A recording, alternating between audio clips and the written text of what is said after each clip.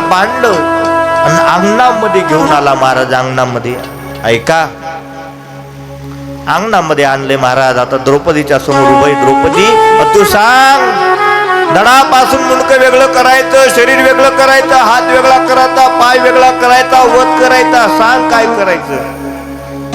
तुम्हाला काय वाटायले माहिती, ज्यानं 5 मुलं मारलेत, काय केलं असेल हो त्यानं. एकीकडे 5 मुलाचं प्रेत आहे महाराज, आणि 5 मुलाला मारणारा अश्वत्थामा समोर उभं आहे.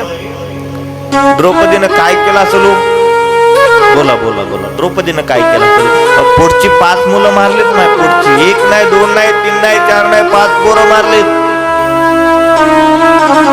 घरात गेली असेल, तलवार आणली असेल महाराज, अश्वत्थाम्याचं मुंडकं धडापासून वेगळं केलं असेल. बरोबर की नाही, बरोबर महाराज. नाही हो, तिनं आपल्या मालकाला विनंती केली, अहो अर्जुना ऐका. काय, मला माहितीये मी आता रडते, माझं दुःखाचं कारण माझे मुलं आहेत.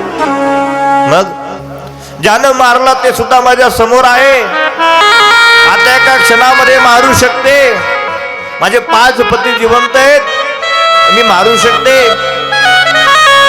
पण ऐका ना, ऐका काय म्हणते द्रौपदी. महाराज सांगते, अहो तुम्हाला ज्यांनी बाण चालवायचा शिकवलाय, तुम्हाला ज्यांनी धनुष्य कसा बांधायचा शिकवलाय, भात्यातली तलवार कशी फिरवायची शिकवली, अस्त्र कसं चालवायचं शिकवलं, त्या द्रोणाचार्याचा पुत्र हा अश्वत्थामा आहे महाराज. मग जर तुम्ही अश्वत्थाम्याला मारलं तर गुरुची हत्या केल्याचं पाप तुम्हाला लागलं महाराज. शास्त्र काय सांगते, गुरुन हत्वाई महानुभावान. गुरुला जर उरफाट बोललं महाराज, तर जगात सगळ्यात मोठं पाप केलं तर पाप त्याच्या माथी लागते महाराज. अहो हा गुरुपुत्र आहे, हा गुरु आहे, त्याला मारू नका.